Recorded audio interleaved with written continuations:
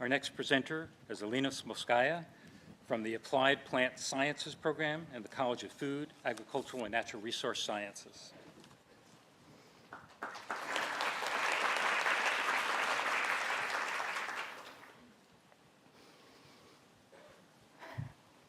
When is the last time you ate soybean? Perhaps it was when you had soy sauce with your sushi, or did edamame as an appetizer. But what if I told you that if you've eaten any animal products or cooked anything in vegetable oil, you've likely been touched by soybean as well? That's because most soy that leaves a farmer's field goes into the production of animal feed and oil. Today, there's a major challenge facing not just soybean farmers, but all of agriculture. It's estimated that by 2050, we need to more than double our current food production in order to keep up with population growth.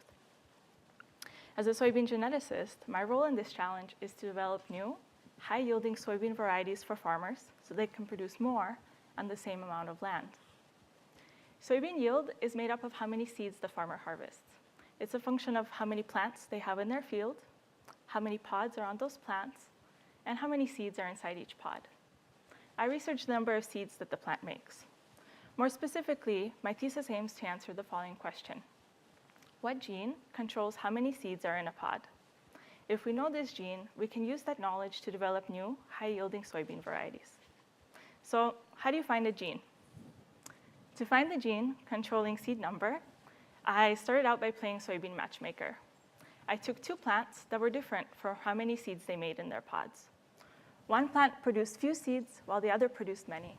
I then took those two plants and cross-pollinated them, so they made hundreds of offspring.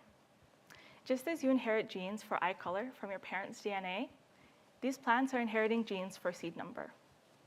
And looking through the offspring, I saw that some produced lots of seeds, while others produced few, indicating that they have a difference in how many seeds they make in the gene that controls how many seeds they make.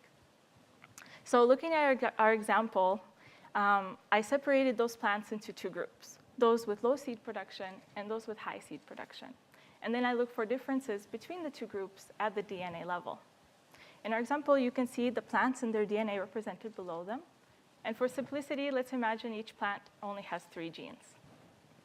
Looking at the two groups, we see that the second gene is always different, indicating that this is the gene controlling seed number. Currently in my research, I'm in this step, looking at the DNA of the different plants. If we find the gene that controls seed number, we can use that knowledge to develop new, high-yielding soybean varieties for our farmers so they can produce more with less for people like me and you.